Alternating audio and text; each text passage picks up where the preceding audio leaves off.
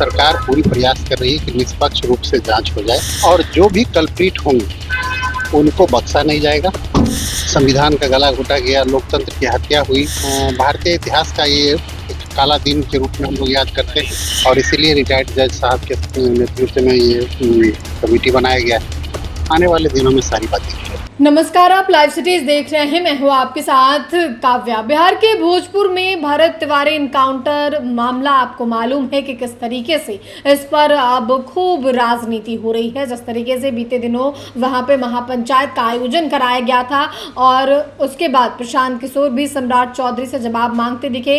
इसके अलावे विपक्ष के तमाम नेता सम्राट चौधरी से इस्तीफा और जवाब मांग रहे। यहाँ तक ये भी कहा जा रहा है कि बिहार में अब तक जितने भी इनकाउंटर हुए हैं उनका जांच होना चाहिए कि कैसे इनकाउंटर किया गया। इस पर अब केंद्रीय मंत्री राजभूषण निषाद का बयान आ गया है। वो क्या कुछ कह रहे हैं सरकार के पक्ष की ओर से, पहले आप वो सुने। आपातकाल 51 वर्ष पूरे हो गए हैं सर, क्या कहूँ?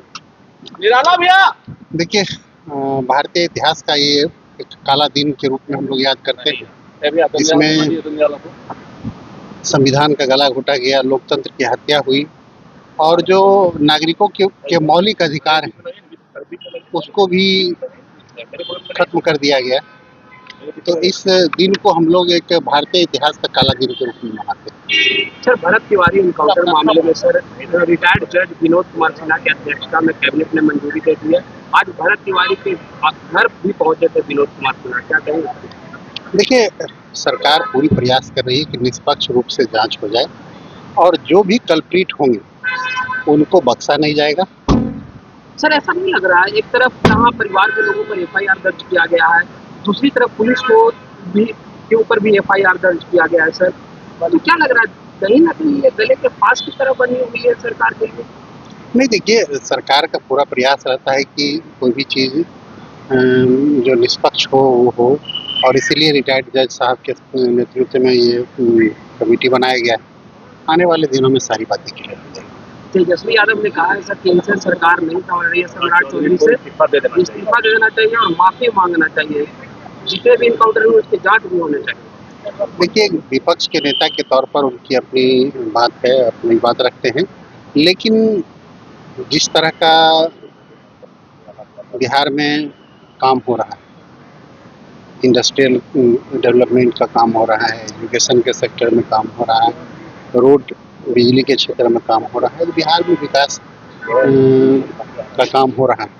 तो आपने केंद्रीय मंत्री राजभूषण निषाद को सुना। एक और जहां उन्होंने आपातकाल को संविधान का हत्या बताया है, तो वहीं दूसरी ओर सम्राट चौधरी और बिहार में जो लॉ एंड ऑर्डर है इस पे जब सवाल किया गया है तो उनका कहना है कि इस पूरे मामले में यानी कि भरत तिवारी इनकाउंटर मामले में जांच पड़ताल हो रही है। खुद सम्राट चौधरी ने इस पूरे मामले को हाईकोर्ट के रिटायर्ड जज के हवाले कर दिया ताकि वो जांच करेंगे। और अब तक जो अपडेट निकल के सामने आ रही है उसमें आपको बता दें तो रिटायर्ड जज जो हैं वो आरा पहुंचे हुए थे, परिजनों से मुलाकात की है, उन्होंने तमाम चीज़ों का जांच पड़ताल किया है, पूरी जानकारी ली है कि आखिर मामला कैसे हुआ। एक और परिवार का कहना है कि हत्या की गई और पुलिस वालों पर भी FIR हुआ। तो इस पूरे मामले में अब न्यायिक जांच शुरू हो चुकी है।